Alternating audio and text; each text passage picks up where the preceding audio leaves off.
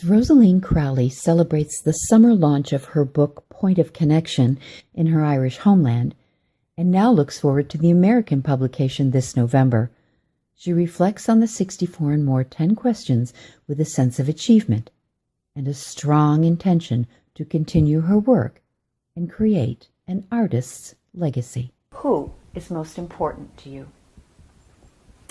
My family, my husband, my 2 boys. What is most valuable to you? I think freedom is always valuable.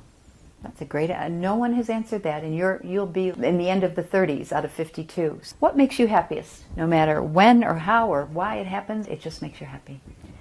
The feeling of being loved is very important to me. Being connected. What do you enjoy doing the most? I love hanging with friends. I love enjoying company, sharing cheese and wine with family and friends. I just love that. What is your biggest life fear, and how have you or do you overcome it? I think health is always a question of fear. Having had my mother-in-law and my mom both be with a dementia, the idea that you would be not in control of your thoughts, that you wouldn't recognize people, that is a fear I would have. And so, is there any way to overcome that, or how have you dealt with it? Well, I honestly think the writing and the painting and connecting to people, I think that helps one stay young, stay vibrant. I think that connectivity, they've proved a little bit that if you are more connected, that you can at least delay it. This question might be superfluous, but is it important to you to spend time with other people, or do you need time alone? I do need time alone, and I'm comfortable with both. It's a balance. How do you define quality of life?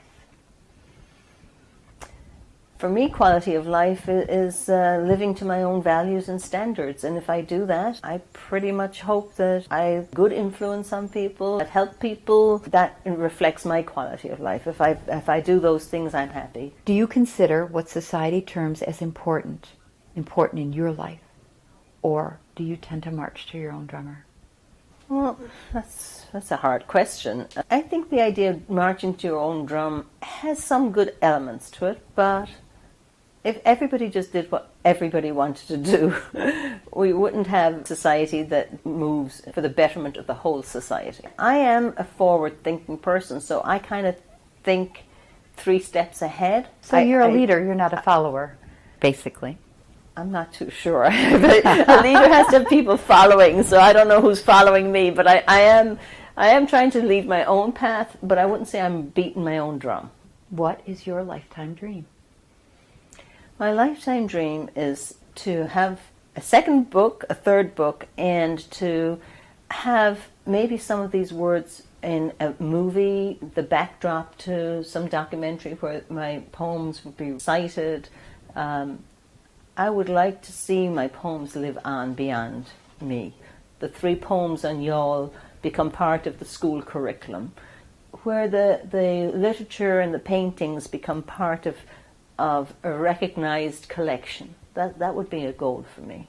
I would like to leave a legacy of being an artist and a poet. Will that happen? I believe it will happen with hard work. It's not going to I'm not going to be plucked out of the sea, like I'm going to have to work hard. I'm going to need a little bit of luck along the way, maybe. Irish luck? A little bit of shamrock, maybe.